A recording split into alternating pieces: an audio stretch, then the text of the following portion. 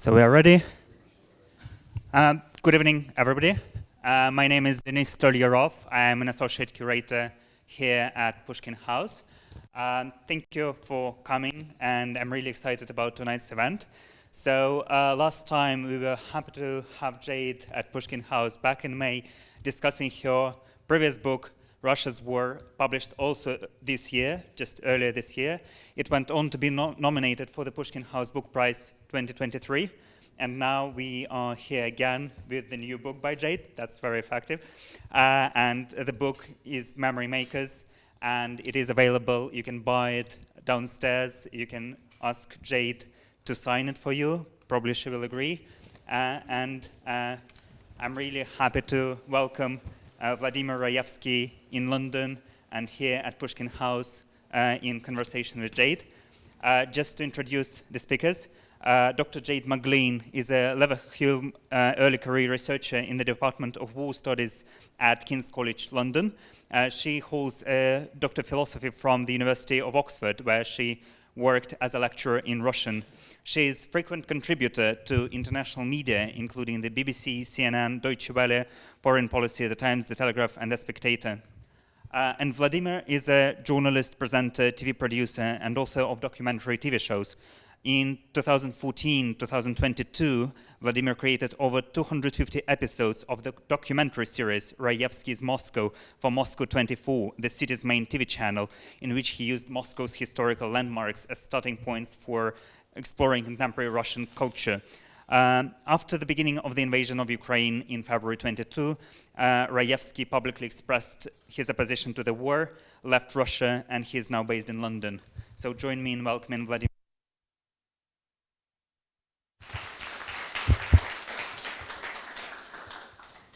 Thank you, Denis. I'm happily find myself in London. It's been a month now. Thank you, Jade, so much for this opportunity to talk about your book, which is brilliantly written, and I strongly recommend everyone to buy if there are enough copies in Pushkin House. It's a brilliant book, and it's extremely important nowadays, in my opinion, and I would suggest that in opinion of many others who are involved mentally and physically into this horrible war and into this horrible condition in which Russia is nowadays. So I would like to ask you, first of all, how did your love story with Russia begin? Because it was a love story, at least it once. Yeah, I think all love stories go wrong at some point. So, yes, thank you for the very kind words, and thank you as well to Pushkin House for hosting this. How did it start? When I was 12, I taught myself Russian from a book because I guess this is the sort of thing I probably shouldn't say now, but I really loved Dostoevsky. I loved his. Why wouldn't you say that? Because sometimes Dostoevsky was always going to get cancelled at some point, given the amount of people that Dostoevsky hates. Hates trades, hates the English, hates the Poles. But they came for Dostoevsky, but I still love Dostoevsky. But in any case, that was the spurs, because I think I've always been fascinated by ideas and people's interaction with them, and the way that he wrote about them. Say, for example, in Demons or Biesi, I wanted to be able to read the language myself, to understand, and then I went on, and my first degree was in Russian literature, because at the time this was the sort of Medvedev years, and politics actually felt quite boring in Russia. I mean, that could have been my ignorance, as a sort of 18-year-old, but I thought, oh no, I'm just going to focus on sort of that 1860 to 1921, 1922 period. That's the interesting period, and sadly, it didn't stay boring. And so, in later degrees, I sort of shifted over towards the political side. And you've lived in Russia, right, for a while? Yes, I did. So, between 2008 to 2018, I guess you could kind of say I lived there on and off at different points. But then there was a sort of 4 or 5 year period from 2011 to 2015, which was the period when it stopped being, well, at least I stopped finding it boring. With Bolotnaya and the mass protests, that was around the time we were moving from St. Petersburg to Moscow. So we had we saw the mass protests in St. Petersburg, and then we arrived in time for them in Moscow as well. And And then afterwards, that sort of crackdown. And I always remember we were getting, I think it must have been later in 2012, and there'd been, it wasn't even a large, quite a small protest.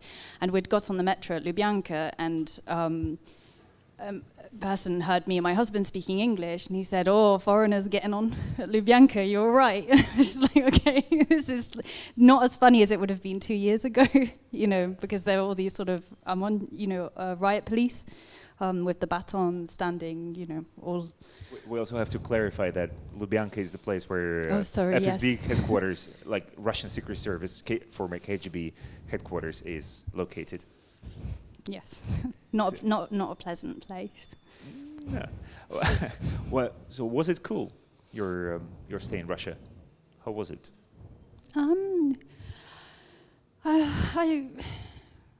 Was it cool? It was fascinating because it was like living in a country where you found everything interesting. I mean, maybe not absolutely everything, but I remember a very long train journey sitting next to a woman from Bryansk who just wanted to speak about her son for about 9 hours, and that was very boring. But other than that, in general, I found it, I found it fascinating, but I think in particular 2014, I found that heartbreaking on many different levels, and maybe if I hadn't cared as much, it would have been fine. But I did, and so I couldn't stay, which is why I moved back. So my base would be in the UK, though I still used to go. Though I increasingly went less and less to Moscow and spent more time in Voronezh, actually, and in the regions, because I just found Moscow quite cynical. And I didn't mind if people that I spoke to or sort of worked with, for example, I often went on research fellowships. I almost didn't mind so much if they believed things that I felt were deeply wrong.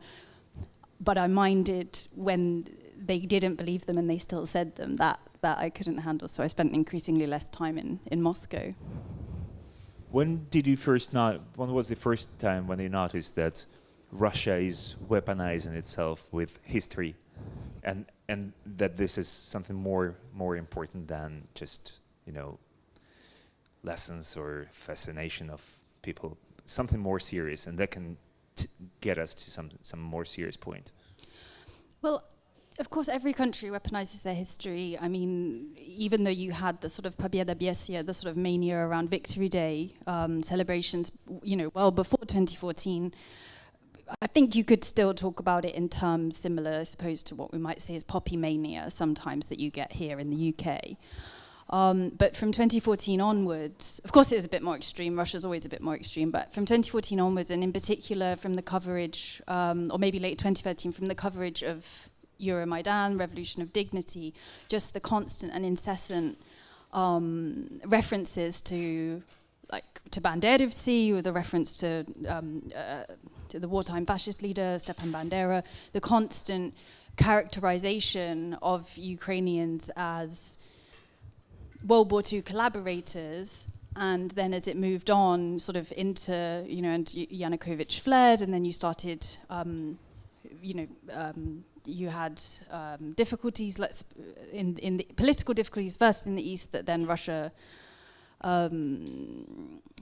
exploited and essentially, started the insurrections.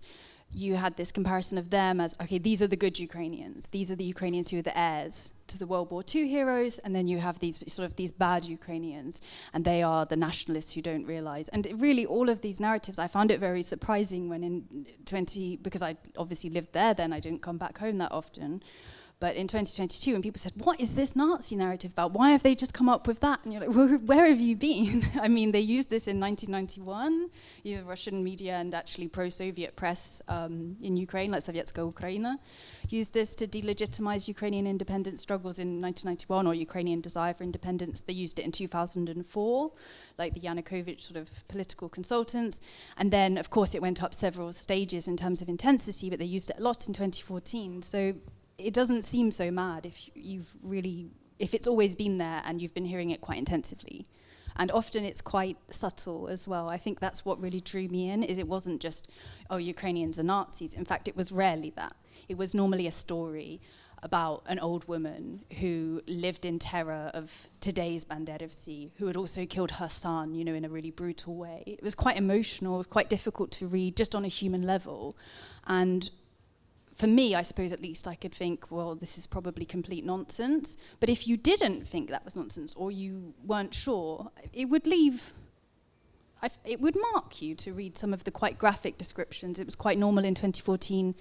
For example, I remember the coverage of the Odessa trade union house fire, which is when anti-Maidan protesters burned to death in following a fight, basically a street battle, with Molotov cocktails between pro and anti-Maidan forces in Odessa.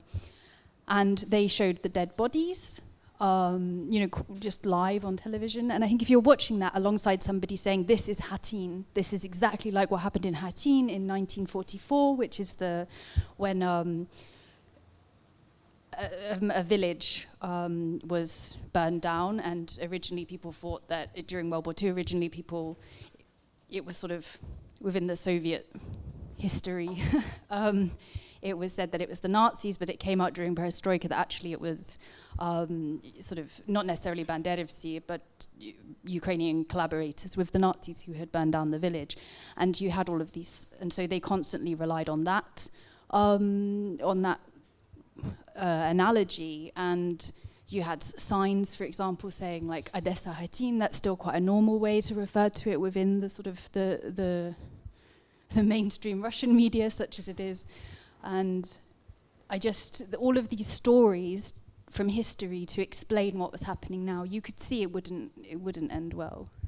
Jade has studied 11,000 historical analogies produced by Kremlin and Kremlin propaganda.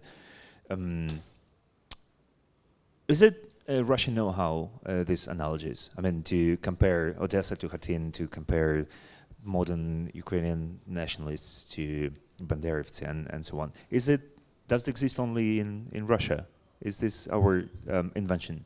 No, definitely not. I think I don't think there's anything pathological about the way Russia uses history, but I think there's something extreme, and that's what makes it so dangerous. And I think that many of the processes that we're seeing in Russia today, we see in many countries, which is this reduction of history. I mean, perhaps we can talk about it in the Q&A, because there are a lot of reasons why it's happening now.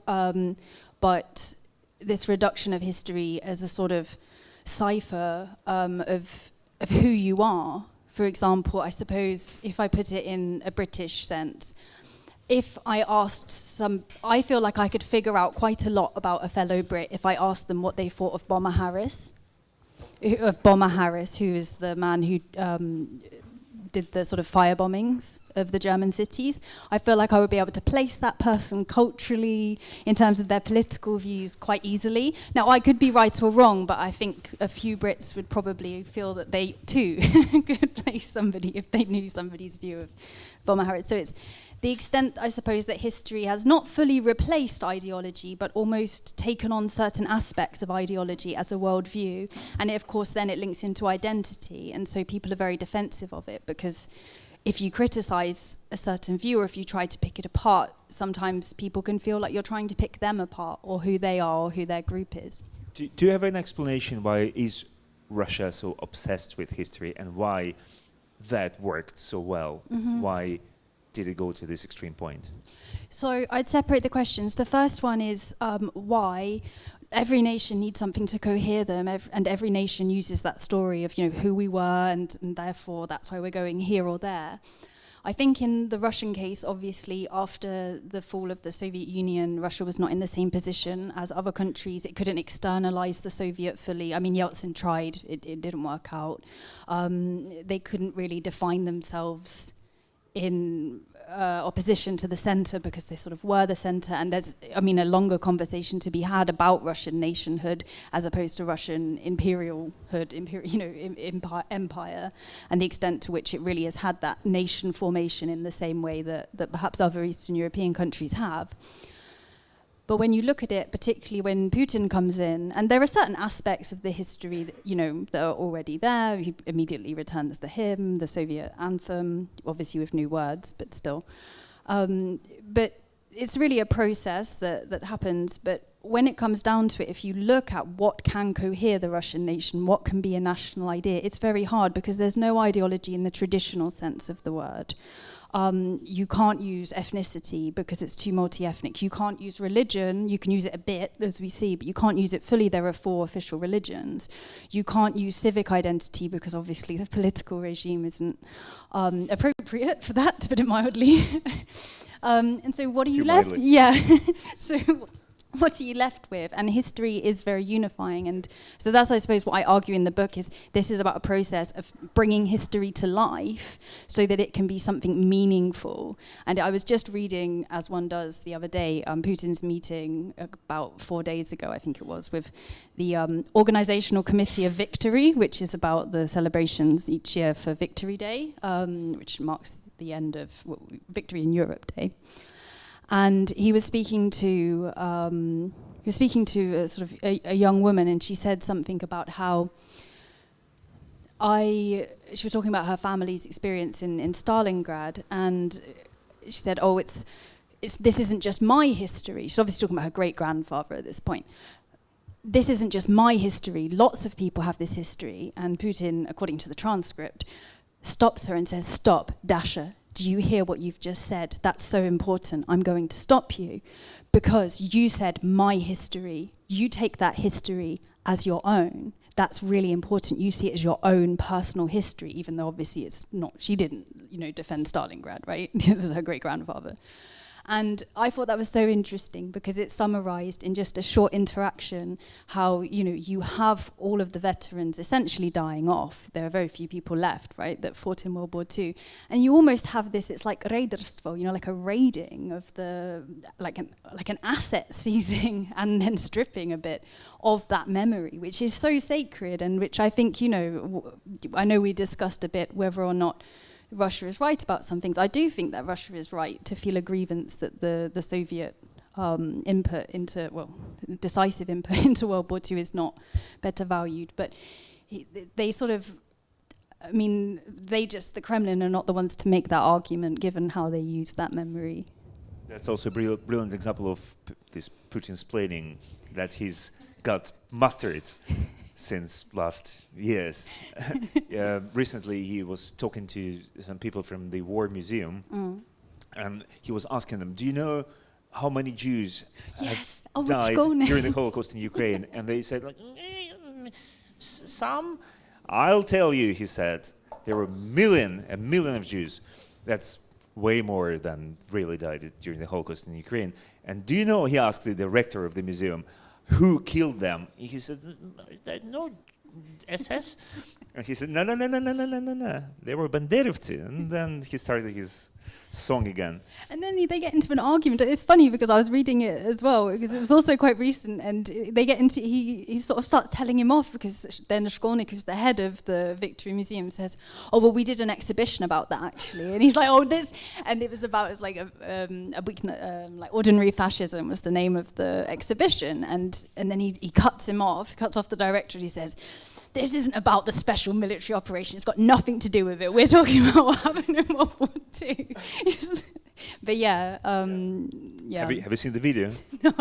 That's more okay. Picturesque. You've studied this 11,000 sources, 11,000 materials, 11,000 analogies. What was it like? How did you survive studying this amount of fairy tales? I think you get used to it. So you get that detachment where you're just looking and you're interested in looking for certain things. You're interested to see where the different elements are, because this analysis was manual in the sense that I read through everything, because the analogies were often so subtle that if you just tried to do a keyword search or some kind of machine like learning search for certain words, you were going to miss some of the more interesting and I think more emotionally powerful analogies that were used.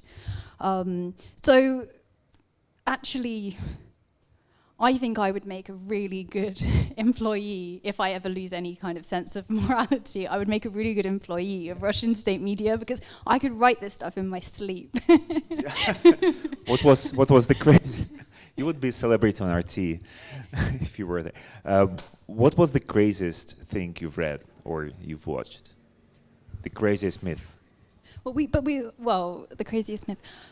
I don't know, and I mean, I don't. My favourite one, if I put it that way, is I really like Medinsky's, Vladimir Medinsky, the former Minister of Culture, now presidential aide, and all-round man who talks about history non-stop, is he is on this one-man sort of mission to rehabilitate Ivan the Terrible.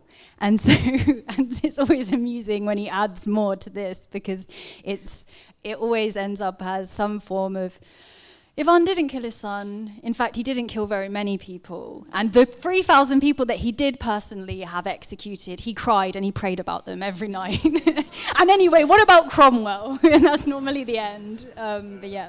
Ivan the Terrible was the Russian Tsar ruling in the middle of 16th century. So this is who we are talking about, not only the World War II narrative, but also the events happened in the medieval history of Russia. Why do you think they need this? Everybody feels quite detached from what happened 500 years ago, but why would they glorify Ivan the Terrible or Ivan the Third, who was the predecessor of Ivan the Terrible and also was praised as a unifier of Russia? But why would they need these medieval characters with a sort of strange reputation? Now he's putting it mildly.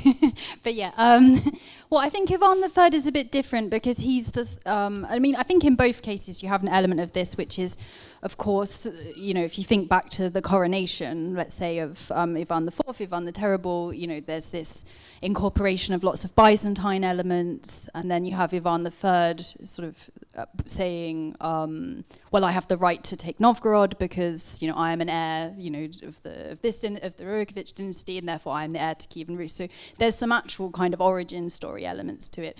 But with Ivan Grozny, at least with the material that I'm seeing sort of coming out over the sort of the more mainstream material, the sort of material you would watch on like First Channel, for example, that focus seems to be on the idea that is pretty well propagated that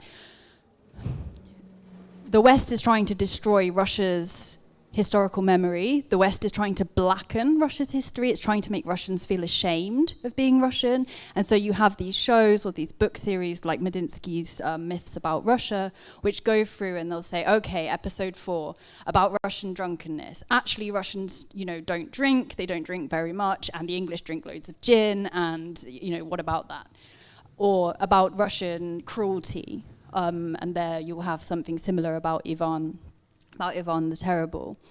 So I think that's the purpose. It's about, again, very rarely do you watch this history and, well, firstly, very rarely do you watch it and learn anything about what actually happened, which is the traditional definition normally of historical investigation.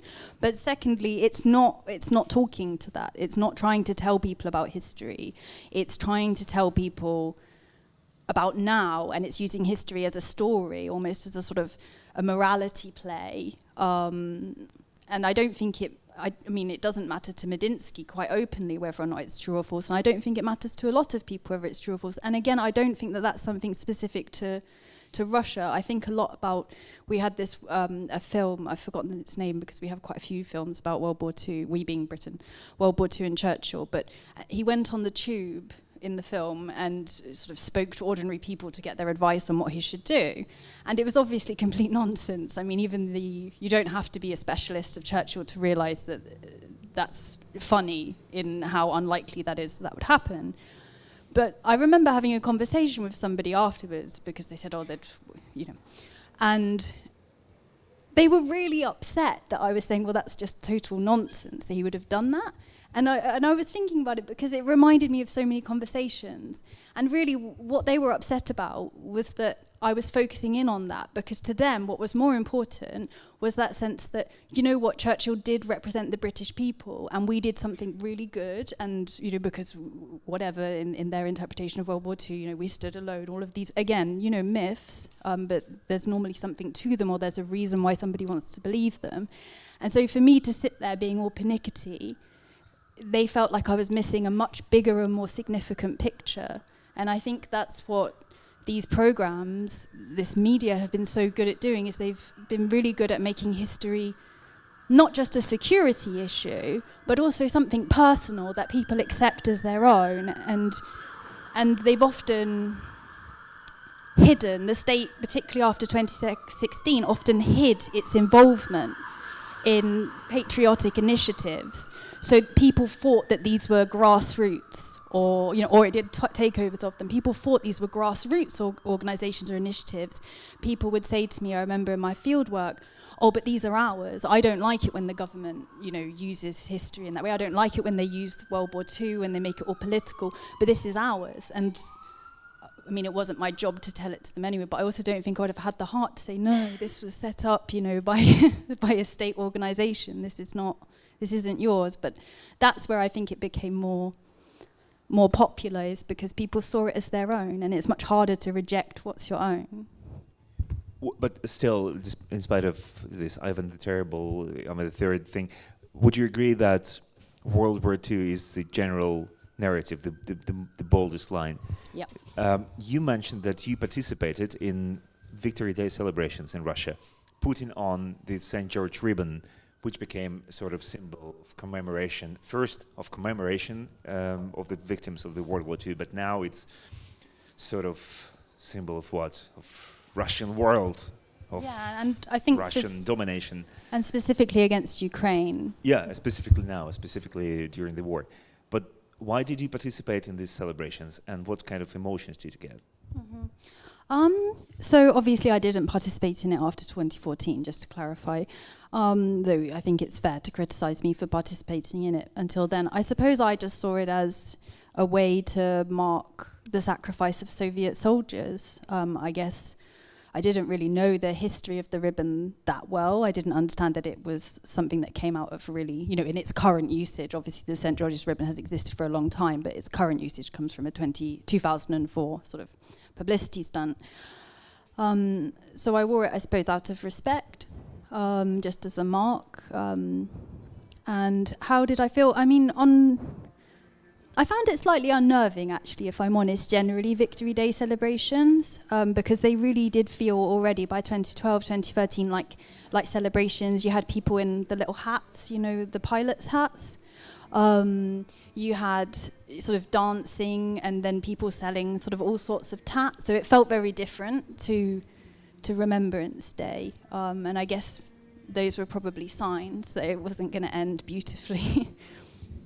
Do you think that a point of no return is being passed in terms of Victory Day and the remembrance of World War II? Do you think that this narrative can be changed in the future? Yeah. This gentleman. Just some lounge music. We're watching YouTube here. Look. Medinsky's interview. He doesn't like that music, I don't think. Should we?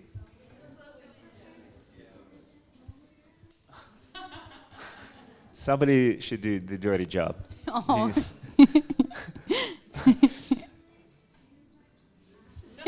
Sorry. It's so incongruous. Doesn't sound like a soundtrack to what we're discussing. No, it doesn't. But still, we'll keep on. Mm-hmm. So, a lot has been done to make people accept this Victory Day and this remembrance story of the World War II in a certain way, as you described from this meeting of Putin and this girl. But can this be undone in the future, or the wound that's been made is so deep that we are there? We should either forget this experience of this war, or live in this what we have now. Oh well, that's a fascinating question. I don't think that something that has played such a huge cultural role will be able to be forgotten. I think it will be about trying to reclaim it from the Kremlin's use of it. And I think that the decisive factor there will almost be in this coming generation, where they try very hard to make them engage with the Kremlin's narrative of the Great Patriotic War. And if they succeed, then I think that will be very, very hard to undo. But so far, I'm not convinced that it's succeeding, fully. But I mean, the jury's out. I'm still conducting research into this. It's a very hard thing to gauge. You're not convinced that it's succeeding to... Oh, with young people, in the sense of real engagement, not in the sense of, okay, that shapes their worldview, sure, of course, but actually, I mean, when you look, for example, at like the summer sort of military history camps that are run, they seem very engaging at first. You get to dress up, you get to, reenact battles and so on. But actually, when you go down into the structure, you see that their roles are dictated for them. The children are very rarely, or the young people are very rarely given any agency. They receive the story and are told to act the part.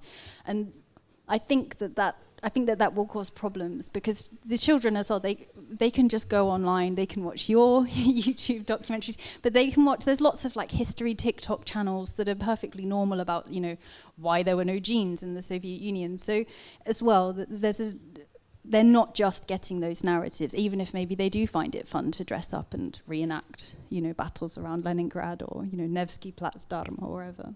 You mentioned TikTok, but still television is the principal way of receiving information in Russia. And you mentioned these horrible statistics from 2018. I think, according to Levada Center, that 80% of people receive their information from the TV. Is this correct? 80 or 90%?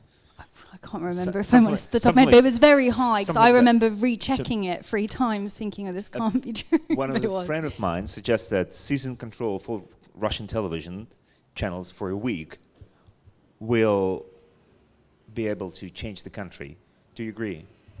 I think it would help. I think it would be a good step in the first direction. It's funny, you reminded me, as we were discussing, I'm going to Kharkiv tomorrow, and I was speaking to a friend from Kharkiv, and he was saying that for him, the first people to the Hague shouldn't be Putin, it should be the propagandists. And I think he's got a strong case, but maybe it should still be Putin first, but they could go in the second. But look, since Perestroika, there was full access to all information about the war, about Stalin repressions, about like everything, and anything that could be considered controversial. Mm-hmm. But this 30 years, almost 30 years, we've had this full access to everything. These 30 years didn't significantly change the mindset. Mm-hmm. I'm sorry for using this word mindset, which is too generalizing, but still, I was talking about the access to the television channels for a week, but truly speaking, this access was granted for a significantly longer time, and nothing has changed, I would say, from now on, from this point. I think it's a good point, but it brings us back to the key issue around propaganda, which is it's not enough to have a platform, you have to just have resonance. So for example, if you just put BBC or BBC Russian on, that wouldn't really, let's just say you made all of the channels BBC Russian for some reason in Russian television. That's not going to, everybody's not going to wake up, after the 7th day and be like, so that's what we've been doing in Ukraine. Oh, that's really wrong. Let's stop that. That's obviously not going to happen, because it's going to need to fit with a certain worldview that already exists. And I think in some ways, although people overestimated that Prigozhin himself had like this huge popularity among the people, his arguments, they did resonate. There was evidence his arguments had popularity because they kept within a certain framework. Russians could have taken Kyiv in 3 days because Russians are great, but what's happened is the elites, they've been stealing, they've sold out, the normal great boys, and maybe also they're also not properly Russian. There are always hints of this, particularly with criticisms of Shoigu. So I think, and again, this isn't a job for, this is definitely a job for Russians, but it looks like it's going to be a long war. So, and there needs to be another idea or another vision that people want to buy into, and you're going to need to have a history for that as well. You're going to need to have some kind of version of history, and it's not going to work if that version of history is just everything before was awful, and there's nothing good about anything Russian. I'm not talking about whether or not it's morally right or wrong to say this. It's just not going to work. People are going to need to feel good about themselves. Well, that's the point, I suppose. Is it's not clear. It's not clear. I was discussing this with a Russian friend recently, like what history is usable, because immediately one wants to go to sort of Novgorod and, you know, Pskov, or like the Veche and the sort of traditions of democracy, but that doesn't resonate with people. But I think, I mean, to me,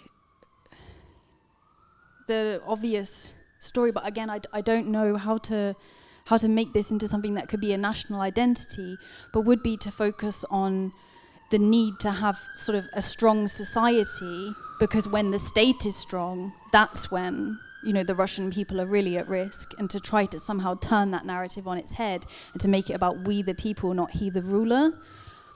But firstly, sometimes I don't think about it because I feel like it's not really my right to, because I'm not Russian, if you see what I mean. It's not my country. But you know a lot about Russia, way more than many people in Russia do. But so you have absolute right to do that. But still, does the history know any examples of overcoming this history propaganda in years, except of the country we should always remember of, Germany, but still, are there any other successful examples of overcoming this propaganda narrative that's been nailed into people's heads? Well, I think, yes, in the sense that, I mean, I see history as just a new way of telling a story, and a new way of I see this current use of history as just a new fulfilling a similar function as ideology did and religion before it in some ways. Obviously not as deep, but that's his basic role. So yes, of course, and nations rewrite themselves all the time. You know, the sort of the story of why you're a nation, why you exist, what your role is in the world. That's rewritten all the time. Of course, the difficulty here is that Russia's one has become so militaristic and so dangerous, bluntly, to its neighbors, that there's going to need to be quite a marked shift, whereas normally, ideally, the narrative would evolve, and even if there was a sort of a radical jump, because there's some sort of, you know, let's say in 1968, for example, that's going to make a radical shift to lots of countries' narratives, but it's not, the one that Russia would require would be very radical. When you look at the fact that so many Russians are so frightened of a state collapse, and obviously have those memories of state collapse, then sometimes it's hard not to feel a bit lost at where to find the answers. But you can't just give up. I mean, no nation is just inherently bad. There has to be a way. If I'm honest, I don't know what it is. Did you notice that all sides of Russian society are fascinated with history? Not only the victims of propaganda, but also those who found themselves in exile after the 24th of February last year. The amount of jokes about the snuff box, which was used to murder Paul the First, I don't know how it's in English, Pavel the First, the Russian emperor who was killed during the coup d'état by a snuff box. So these jokes about snuff box, the one that should be used to kill Putin, of course, they were over everywhere on social media. But why do you think it's so important to compare all the events happening now to history, not only for those who do in the television shows or these 11,000 sources you've researched, but also for everyone? Well, I think part of it is because that's what the television media does, and we know that television media has a huge impact on the algorithms and what's included. So the notion that people were going to live in Russia, even if they didn't watch sort of, Kiselyov religiously, that they were going to live in Russia, and that structure of speaking wasn't going to be used. And it's also a structure of speaking that really, I think you could argue, goes back to quite some time. Russia's always been a country that's had a lot of historical myths, but also there are certain elements of, you see this in the Soviet Union, certain aspects of socialist realism. So I think there are some cultural reasons, and then I think there are also and some kind of historical cultural reasons, and then I think just the fact that if you live in a society where that's happening all the time, and also just visually, I mean, it's quite normal. It's funny, I was looking at one of your videos, but I can't remember which one, and you were standing in front of, one of those huge murals that the Russian Military Historical Society started to paint around all of the cities, but obviously you were in Moscow. I'm just thinking that's going to have some subconscious effect on your reference points. I mean, I don't know if they walk past murals of the snuff box of Paul I, but presumably not. Is there an area where the Kremlin might be more accurate than the West? Sure. Like what? What do you mean in history, or yeah? Yeah. Well, a little bit. I'm going to betray, of course, my own opinions, but clearly, I mean, the Kremlin, in my view, is what it says. I mean, just the general point. I don't want to get into, because the Kremlin says a lot of stuff, but I'd say that they're right about the Iraq War, for example. I also happen to think that they were broadly right, and this probably is a more divisive opinion, but I think they were right about the bombing of Yugoslavia. But that's political narrative. I mean, historical narrative. Do you find there truth somewhere? Well, they're right that we in the West don't pay enough attention and are pretty dismissive of the huge Soviet contribution to the victory. Of course, they're not saying war. To World War II. Of course, they're not saying it out of like any real respect for like historical accuracy. They're saying it, as a political point. That's the thing. I mean, it's very. You say sort of, okay, they're political narratives, but, the bombing of Yugoslavia is consistently depicted as the first color revolution. It's this historical point. Putin once said, it's the place where it all began. And then, of course, they always talk about Primakov doing the U-turn over the Atlantic when he hears of the bombing. So it is political, but it's historical too, right? I mean, it was 1999. It was, 24 years ago now. So, yeah. Do you think the West is really neglecting the number of victims of the Soviet Union in the World War II? Yes, I don't think it's like out of Russophobia, though. I think it's just out of the fact that the West has its own myths. And to be honest, I don't think that the Russians are so neglected as perhaps, for example, like the Ukrainians or the Belarusians. That was one of the very odd things when the big war began in last year, and you had Germany saying things like, "Oh, well, we don't want to give weapons because, of what we did to Russia in World War II." It's like, well, you might want to see what you did to Ukraine and Belarus, particularly Ukraine because of the relevance there. You might want to see what you did to Ukraine as well, if that's going to be your argument. I mean, it shouldn't be the argument, but still. So I think we do avoid it, and I think it's pretty obvious why we avoid it, because otherwise it really complicates the myth that World War II is like the good guys who are the democracies fight the tyranny, it's the bad guys. But for some reason allied with Stalin, who, I remember as a kid always reading, thinking, oh, that's so great that we joined the war to defend Poland. And then only when I was a bit older, it was like, what happened to Poland, actually? Thinking like, oh. So that's why I think it's more out of not wanting to damage those myths, which play a very important role, in our identities as well. So we'll come back to the point, everybody does it. It's like chocolate. Everybody eats chocolate, but if you're eating chocolate, like 70 kilos of chocolate a day, then it's a problem. If you were given advice to sort of Western media or Western counter propaganda sources, what would you suggest them to do to persuade at least those people who are subscribed both on Russian media and Western media in Russian language? Because I don't want to offend anyone, but I'm subscribed to an Instagram profile called USA по-русски, USA in Russian. And this is the official source of the State Department of the US. And they're literally acting like that. They say, like, you are told this, the right is this. Have you learned the lesson? So they're literally right in this way. But what would you suggest for the more delicate form of communication? So I think, first of all, that's the worst way to do it, because there's plenty of studies that show that, often Russian propaganda is not aimed at trying to say to people, oh, this definitely is the truth, but more at making people think, oh, I don't know what the truth is, it's hard to tell. And then when that happens, psychologically, people will just sort of go back on what their truth is or what their intuition is, and that intuition is then, you know, shaped by lots of things, life experience, memories, which are very malleable anyway. And so that's the worst thing to do, because you're just then going to reinforce that sense of, oh, he says that, they say this, I don't know what the truth is, so I'll just ignore it, or I'll just go with what I think it is. In terms, but then again, it's very easy to criticize and not to sort of, I think the thing to look for now is, first of all, is to listen. So to listen and to work out actually what Kremlin propaganda is doing and why it's doing it in that way. Because these people are not, they're not idiots. They're very successful, you know, at what they do. It just happens to be a terrible thing to do. And there are different ways, I mean, I don't want to get too specific, but there are different ways that you could mirror what the Kremlin propaganda does.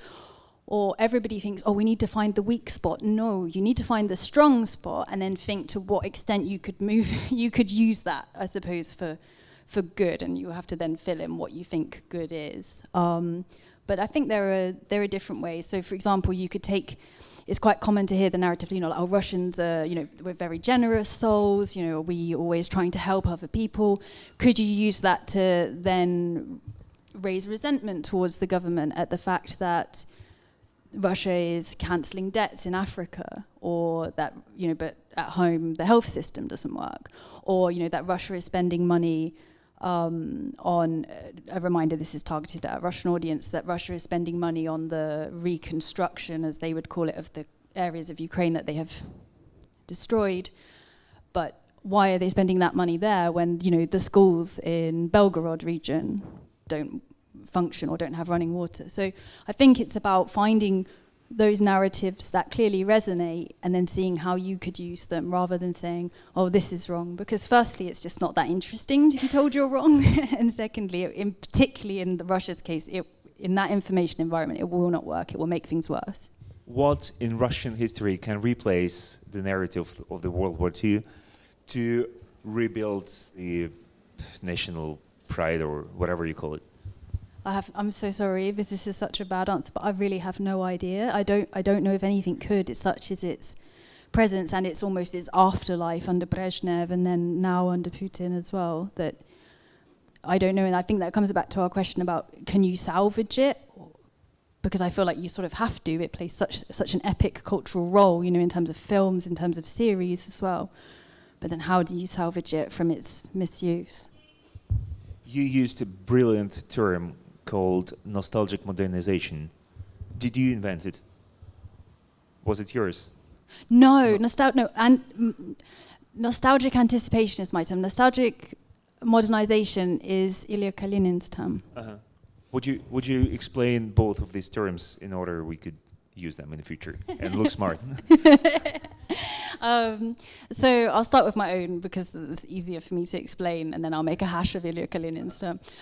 So nostalgic anticipation is the sense that the future, you look forward to the future because elements of the past that were good will be restored in it. So, it's the plan of, people say, oh, Putin doesn't have a plan for the future, doesn't offer a vision. He does. It's a vision where Russia restores things that it lost from the past, but only the good bits. All the bad bits, you know, miraculously stay there.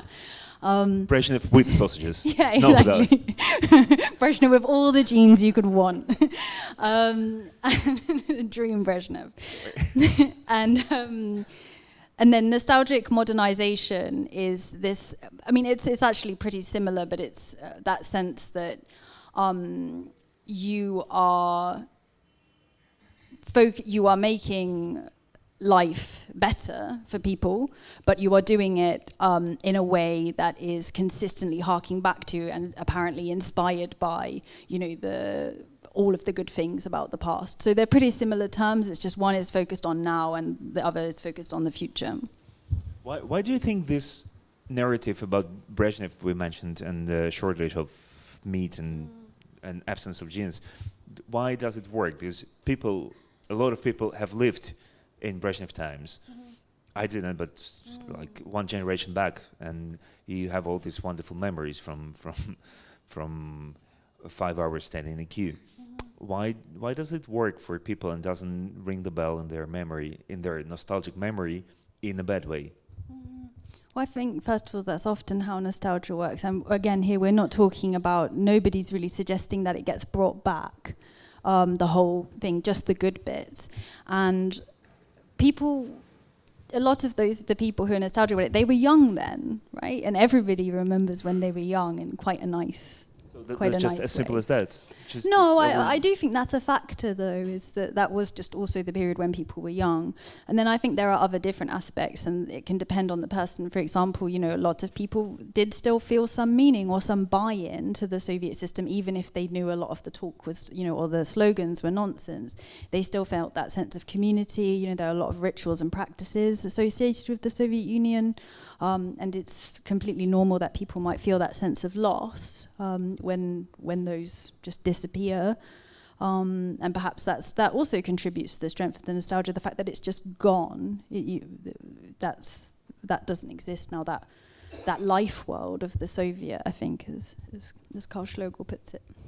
Yeah. Thank you so much for answering my questions, and I think I'll draw attention to the questions from the audience.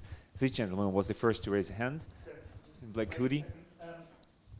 We will need to use the microphone so that people online hear the questions. And please, if you're watching us online, you can put your questions in the chat box. I will be happy to ask them for you. And now I'm passing the microphone. Thank you. Hello, Jade. Hello, Vladimir. Thank you. Thank you for writing this fascinating book, and thank you for your presence here, and thank you, Vladimir, for inviting. I know that here are some Russian people, and you have to be brave enough to talk about Russian propaganda with Russian people, but you did it successfully, I guess. Yeah, so my question is, in October 1999, Putin, I'm pretty sure that you're familiar with his quote. So he said that we can blame West countries for what's going on in our country because the problem is in ourselves. We can blame only ourselves. And we can blame ourselves because at some point we are lazy and maybe at some point we are weak. Now, these times, it's hardly to imagine that Putin will say something like this. So, what do you think? Is it good for politics to change their minds? Thank you. Of course, it works. Use the situation and do what you expected to say. Yeah, I mean, I think it is a good idea for politicians to change minds. I mean, in terms of that comment, I suppose, in a way, it's just part of the broader Russia was on its knees and now it's off its knees. Yes, the West put it there, but I suppose there were clearly things inherently wrong. I mean, if you read the new history textbook with all of its rewritten bits about the 90s, they don't blame... I mean, they blame a lot on the West, don't get me wrong, but they don't blame everything on the West. A lot of it is also on Gorbachev. Gorbachev really gets such a kicking in that book. Yeltsin doesn't get as much of one, I think, because of judging from some of the other things that are written, because of the awkwardness of the fact that Yeltsin picked Putin as a successor, because you just hear that Yeltsin retires and then 3 months later Putin miraculously becomes president, and that's that. Yes, of course it's different. Of course, Putin's narratives were more about Stolypin. They were more about being a modernizer in the early years. Definitely a process of radicalization. I do remember a lot of things. I remember you mentioned Khatyn, which was a Belarusian village burned by the Nazis. But I remember Khatyn, which was the place where the Soviets murdered dozens of thousands of Polish officers and soldiers captured in 1939 and in 1940, I think. So I remember when Putin was opening a memorial on that place, on the site, with Kaczynski or someone from the Polish government. He was hugging them, and he was saying that Russia is feeling really sorry for this loss and for this horrible crime committed by Stalin and his gang. He was literally saying this word in word. I'm not exaggerating. This is not a hyperbole. So you can't quote him and say like, look what you've said. It's always like that, and that happened not in 1999. That happened in 2010 or 2009, quite recently, while you were living there. Yeah. So that's unfortunately, sadly, this is irrelevant what he said before. This gentleman was the second to raise a hand. Yes. Thank you very much. Very illuminating. I totally agree with your characterization that every country strives to sort of have the most heroic narrative of its own history. However, I would disagree that your characterization that it's just a question of degree, as in you said that it's extreme rather than pathological. I wouldn't use the term pathological myself. However, I did find that when I was living in Russia and speaking to Russians about these sorts of issues, a defining feature from other nationalistic countries is a certain negativity towards other countries' histories. So a willingness to say that this country didn't do this country wasn't as good, this country was perhaps worse or behaved more poorly and negatively than it is given credit for by the sort of world media. How do you combat that? And how do you try and counter that sort of narrative? What should I counter, sorry? Counter the narrative of, I met so many Russians who would want to say, but that country doesn't deserve this. So being a British person, I met so many people that were so quick to say, but in Britain this is bad, in America this is bad. Now that's a completely different question than just putting your own country in a good light. That's putting other countries in a bad light. Now that's a really hard thing to try and overcome. You don't seem to have had the same experience as me. No, I just. No, I don't think I understand. I'm very sorry never mind. for asking for the. But would you clarify? Yeah, sure. Because it sounds interesting, but Yeah, so basically, I felt like a lot of the thesis of or what we were getting to in your conversation was to the point where we say, okay, so Russians have their own perception of their own history. How do we meet them where they are and say, yes, there are good things, there are things to be celebrated as a Russian, I understand. and then you can then say, okay, well, therefore, perhaps this isn't in line with your own conception of your own history. Well, I mean, that's something that's kind of detailed in the book because the book is focused on foreign policy. Right.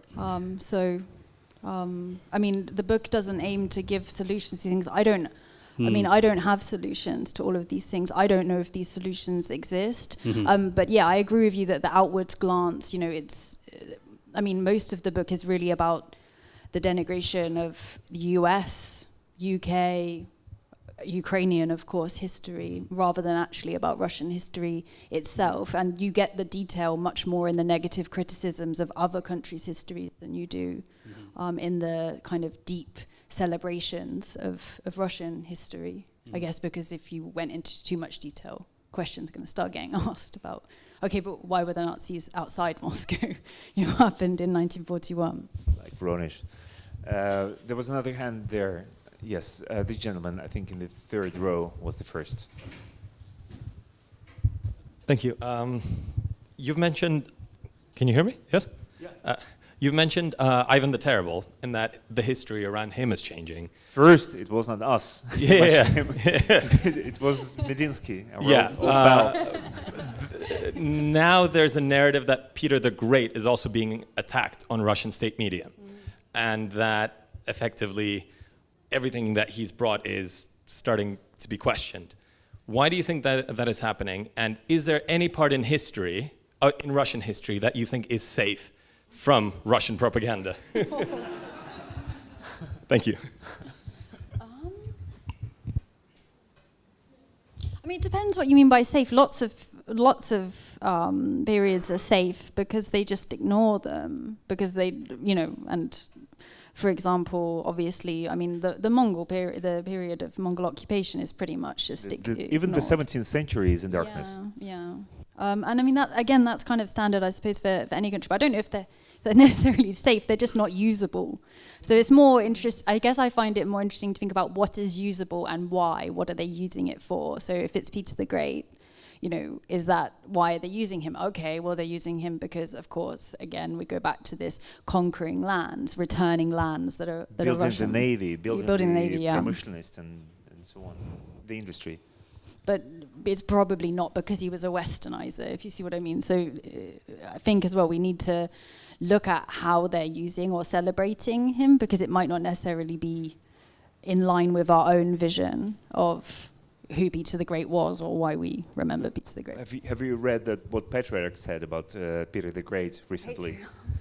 I know he's a clown, not to refer. No, I read a lot of sometimes people. I'm not sure he's sober or sane to say that. He was saying that Peter the Great, the westernizer of Russia of the early 18th century, he was in fact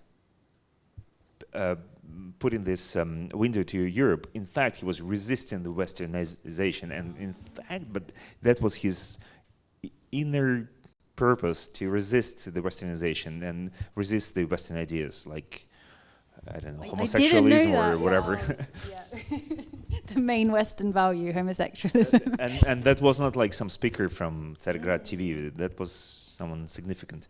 So, there was, I think there was another gentleman. Oh, yeah. Thank you. Is the fairy tale being written line by line, or does someone somewhere have a master plan?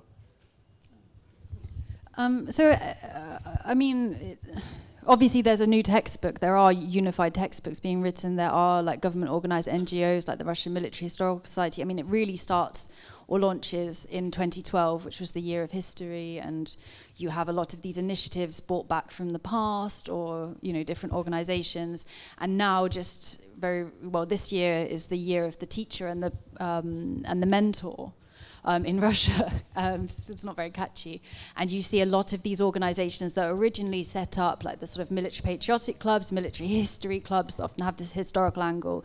It's now mandatory for schools to ensure pupils attend them, which wasn't the case until this new philosophy of education came through. So it's a process that again becomes, more and more terrifying in terms of, because what I look at here as well is not so much, it's not interesting to me, though it is interesting, it's just I'm not the person to do it, to go through and say, oh look, they're using this and actually that's not what it says, or more interesting to me is just why are they doing this, and that usable sense. And it does come up a lot in the so-called like metodichki, the sort of preparation manual, the like proper... help me, Russian. Ideology manuals. Yeah, ideology manuals. Yeah, it comes up a lot. You should compare this with this. You should compare this with that. So it's there, and of course as well. You're surrounded by these narratives. They then sometimes take on a life of their own. Anyway, yeah, this lady in the second row. Thank you. I look forward to reading your book. Maybe a nerdy question slightly. You talked about the fact that it was so difficult to see how to put together or glue the nation in the Russian kind of sphere, and that much wasn't successful at bringing Russia together. So history was a kind of an engine to create that. But why was it curated in that strange manner? In a way, we found ourselves at such a kind of difficult moment. And is it just randomly? Do we arrive at it randomly? Or do you have insights into why was the direction taken in that specific way, seeing that also Russia was seeking rapprochement with the West at the time? And one final simple question is, you say also that you can't see what historical events or memories could create a new Russian nation, or could serve to create a new narrative of Russian nation. And I wonder why we always see nations as possible to build only through either political memory or civil engagement. Why cultural memory could never create a nation? And because Russians seem to be good at doing culture, so why can't we imagine their nation to be built on that memory?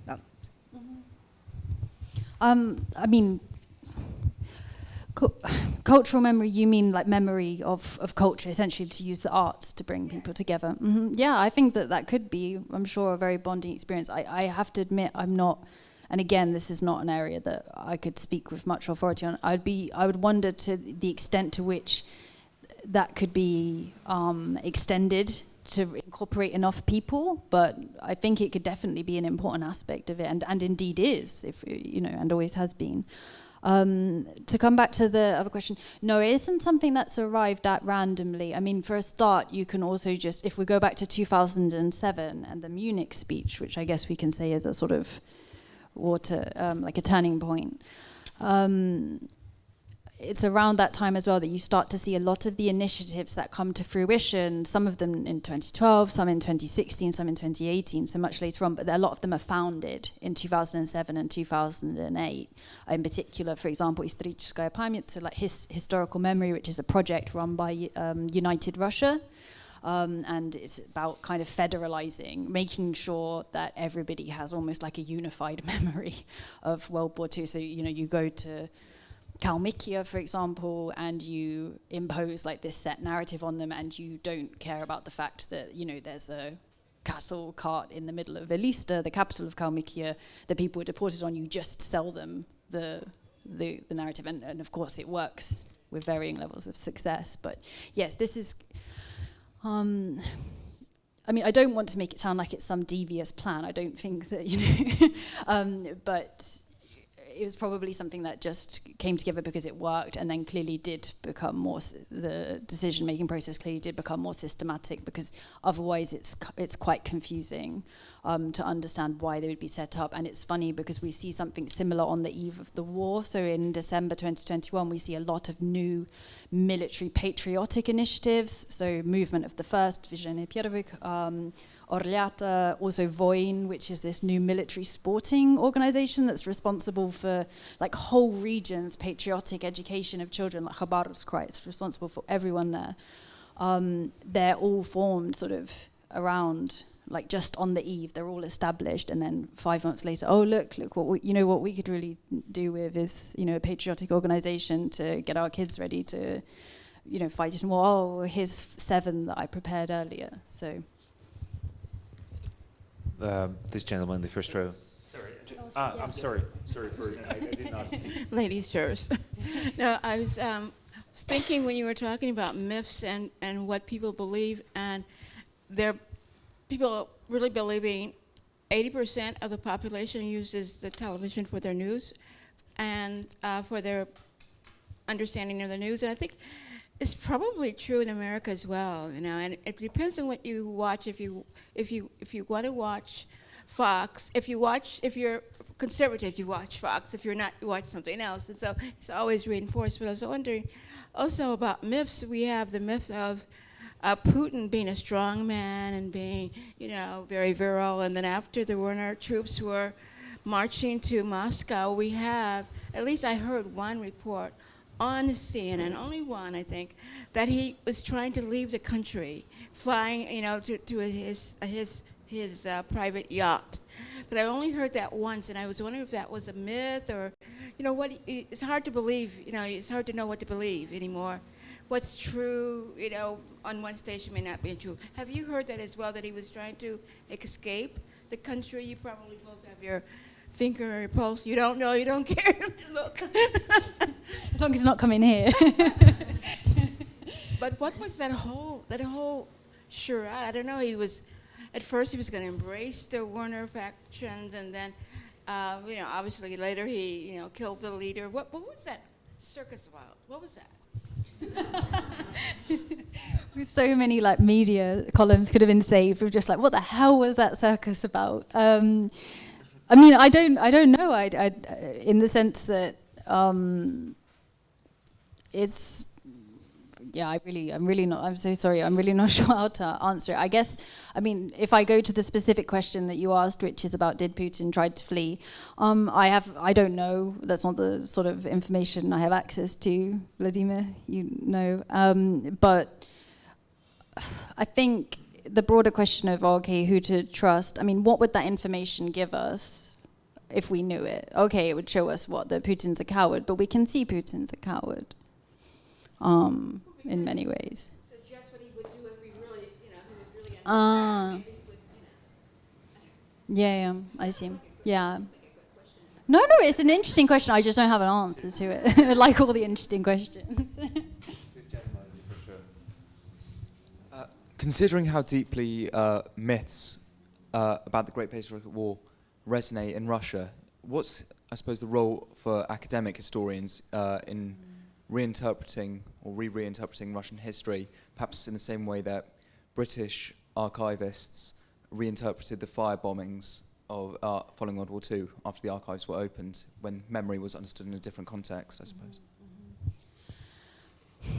I mean, this is probably worthy of a whole discussion in itself, the extent to which the history profession in Russia, or academic historians in Russia, have, sadly, some of them, not all of course, there are many wonderful, including some who are still in Russia, you know, wonderful historians, but some of the ones in the more prominent positions, inevitably, because those ones are the sort of ones you get to if you're more of a, you know, maybe careerist.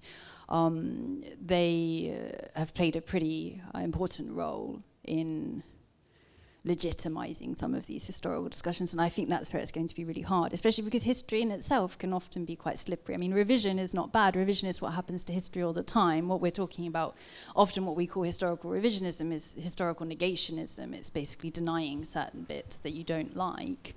So I think it's going to be really hard for historians. And to be honest with you, I mean, it's pretty hard for historians around the world, because we have this sort of huge, of course, ever since the internet, you sort of have this huge like revolution in terms of access to information.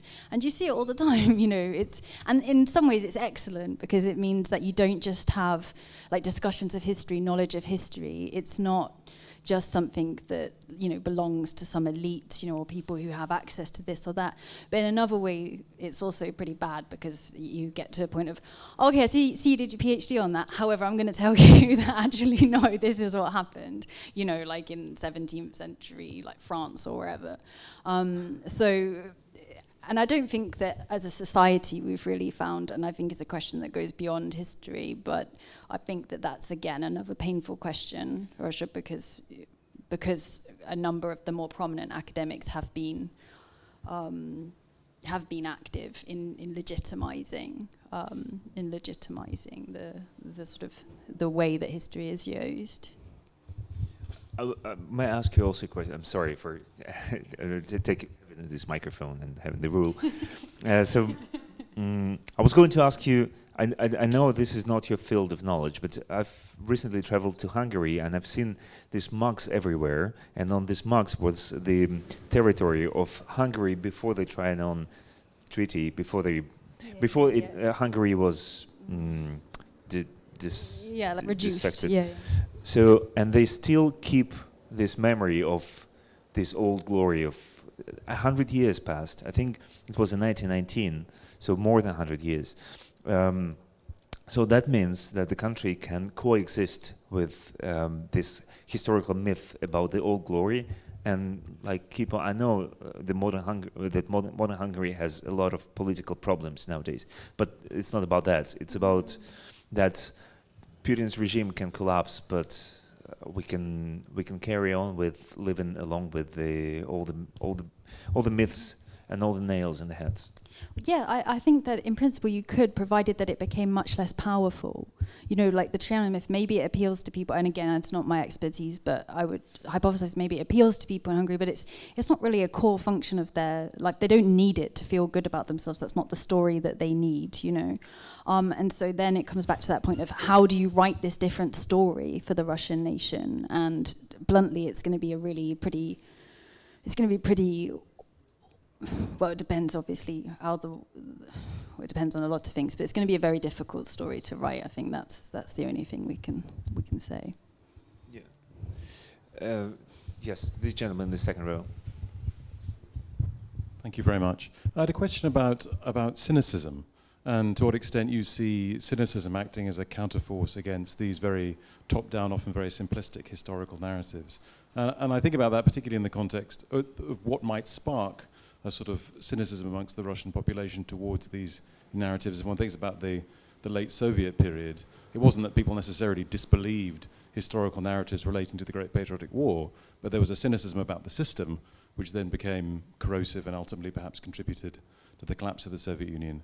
So I wonder if you see space for, I mean, not that one should necessarily promote cynicism particularly, but would you see space for that in the current situation?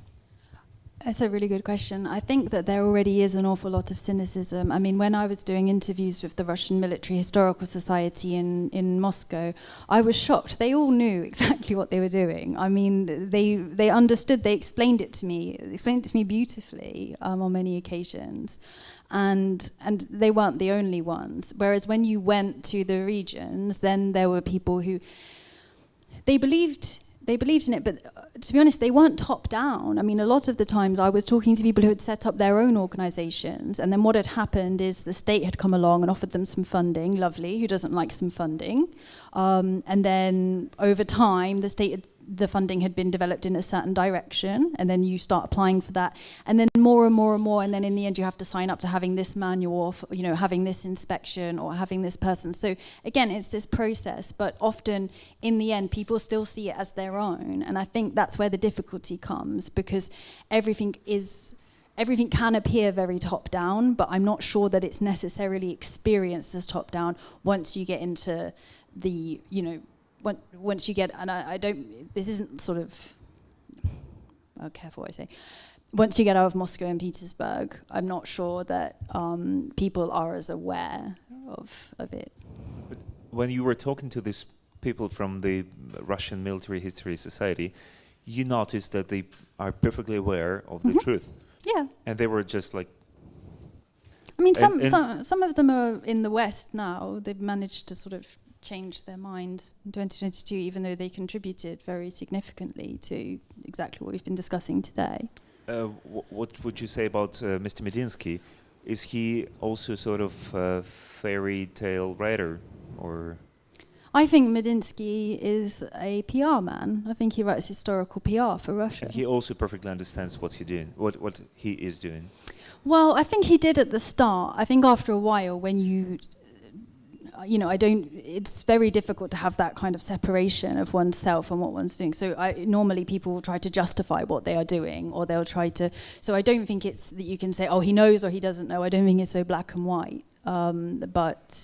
And probably over time he increasingly does believe what he is writing, or what he is, the main message that he is putting out. But I think the origin story is of Medinsky as a historical PR man, writing PR for Russian history. But look, he may faked his PhD, but he really is aware about Ivan the Terrible, or he knows a lot about history. Yeah. Yeah, and he knows a lot about Brezhnev and all the horrible events of the Ivan the Terrible late history. So this is his intention, to conceal this truth and to expose the other things. So this is what he does cynically, as the gentleman has put it.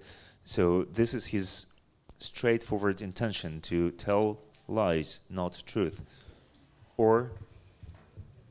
But is it cynical? I mean, is it cynical from his point of view? I mean, again, now we're getting into what does Medinsky believe, and thankfully for us, we don't know that. We're not Medinsky's confessor, but I mean, he could be doing that in the sense that because he genuinely feels that Russian history has been maligned and he's showing the other side, or because in his view, as he says, myth has more truth in it than actual objective truth, because he feels like it's saying, that it is conveying a message that is more important actually than what did or didn't happen. So I think as well, it comes often it happens in conversations around these topics where you get into discussions of who believes what, but it's very rarely so black and white. And normally, if you live in if you've Medinsky is clearly obsessed with history. Like, he talks about it, he clearly does know a lot about history. Did you meet him in person? I've only not to speak to him, if you see what I mean, as in just to be introduced, or nod, and then. I'd love to interview Medinsky, but I don't think he'll agree. What would you ask him about? I'd ask him about his understanding of historical truth. I think that's where, why does he, Like, what does he see as his purpose in writing these things? What is he trying to achieve? Because there's no point arguing with him about history. Because he would say exposing the truth or something like that. And then you'd get into a conversation of, okay, and what is that truth, and why isn't objective true? Can we organize anything like that here in Pushkin House? Absolutely. Denise knows him, it's fine. Does anybody have questions? I actually have a question, and it's a question to both of you. And yeah, I'm curious, Vladimir, you were making documentary films about Russian history on and they were sponsored by the state, as far as I understand, and that was happening up until 2022. So, of course, I know that you are doing that in good faith, but that creates a paradox in a way that what's your relationship with all those state-funded propagandist narratives? And then question to Jade, how much in your research do you distinguish between, these kind of two strands of state-funded historical knowledge intended for the general public? One which is, clearly used for propagandist ideological purposes, but then another strand which is produced in good faith and, intended for humanist values in a way. Me? Okay, I was really producing a lot of documentaries for a state-funded television channel, and I've said a lot of jokes here during this conversation, but now I would like to be very, very serious, because my honest relation to everything we were talking about during this hour and a half is I despise these lies, and I think this is why I was so excited about the meeting with Jade and this public talk. I consider it extremely dangerous, like extremely dangerous, even maybe more dangerous than, sometimes more dangerous than arms and weapons and bullets. Because the harm these lies do to Russian people and to Ukrainian people as the result it's for years. This is why I was asking Jade, how can we overcome, how can we beat this narrative, how can we resist it? Because this is for not years, this is for decades. And actually this is my response to a question about how I relate to this narrative. And as for my documentaries, I was playing sort of, is it called chicken game in English? I was always challenging them. Can I do a piece about that? Can I do a piece about that? And I had a role of this sort of, I'm sorry for talking about myself. My documentaries were sort of funny. They were always, joking stuff. And I was sort of clown there. And that's a very comfortable position to challenge the censorship and propaganda, because he's always jumping and saying something about the past. So I was sort of, like someone they trusted to do fun stuff, and this is how I think I managed to do a lot of stuff that is unimaginable nowadays on on state television. But coming back to the first question, I consider it the most clever and the most poisoning thing that exists in Russian ideology nowadays, if there is such a thing as Russian ideology. Now your turn. Thank you. I would just say that I already told Vladimir, but I used to watch his sort of films when I lived in Moscow, and I'm still a big fan of them. I would definitely recommend them if you don't want to watch some of this type of content.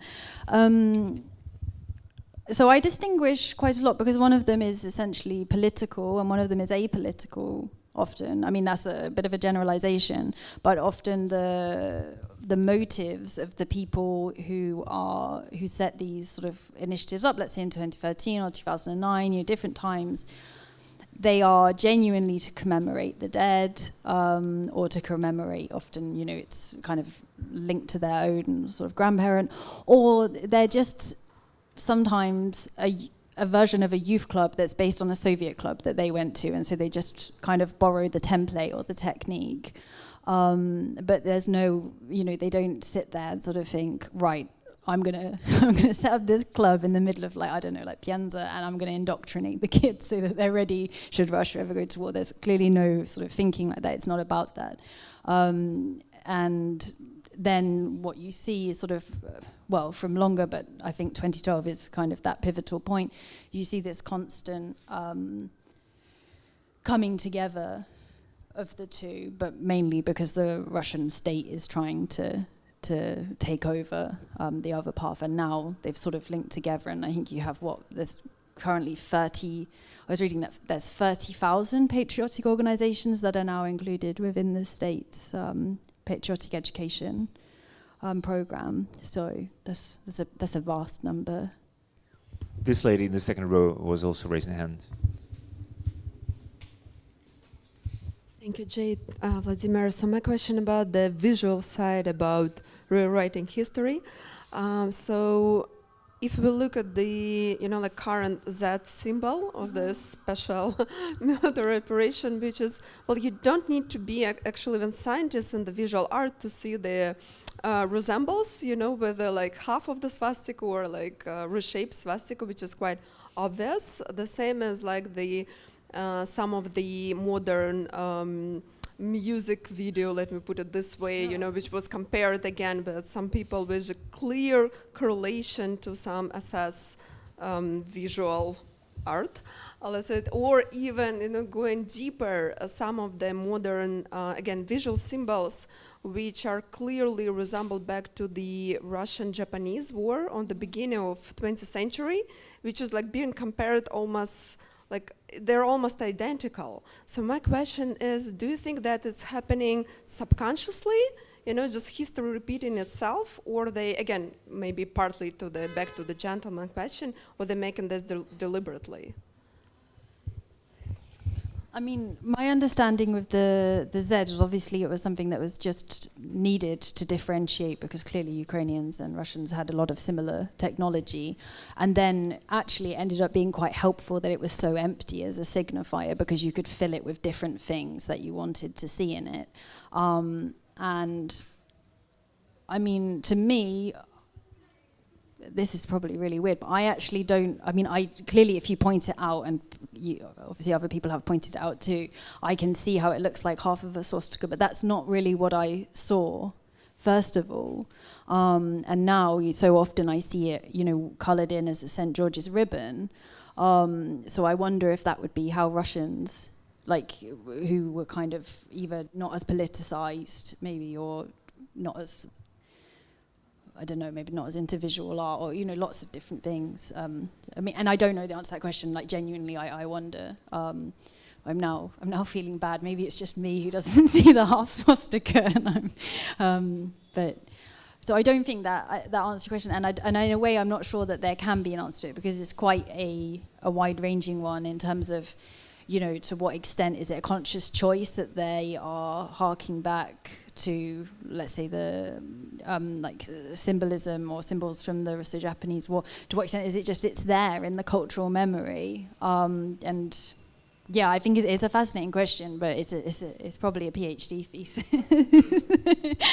Jade, I think we are out of time. We've been talking a lot about your book. Which book on Russian history is your favorite one, and which one would you recommend to the audience to read? Oh, and hopefully we sell it at the bookshop. Okay. Okay, they're two quite random ones. So there's two. So it's actually a history of Russian literature. D.S. Mirsky's history of Russian literature. Oh, Prince D.S. Mirsky? No. Wrong answer.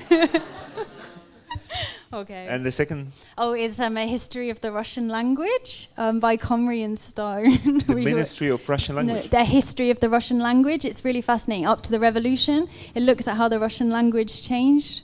Anyway, that's obviously really geeky answers, and I should have just been like... Thank you. Something more mainstream. Jade, you were brilliant. Thank you so much for answering these questions. Thank you.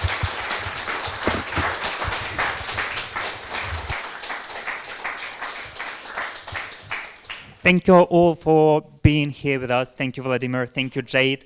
We are open for another half an hour. We have the bar open. We are selling books downstairs. Please do stay here for to continue an informal conversation. And if Jade and Vladimir can, they will stay with us for a bit as well. So, and yeah, please buy the books. Jade will be happy to sign them. And we hope to see you next time.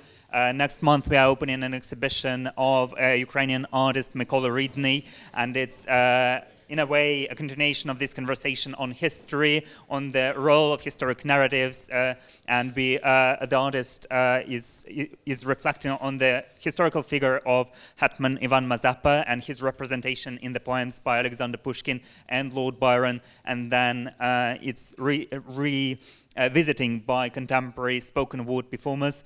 So we are opening it on the 12th of October, and then it will stay open till the end of this year and probably in January. So hopefully see you then. And also we've just printed the whole program for October. It's on the front desk and at the bar. Please look, we have a lot of exciting events. Hopefully see you soon.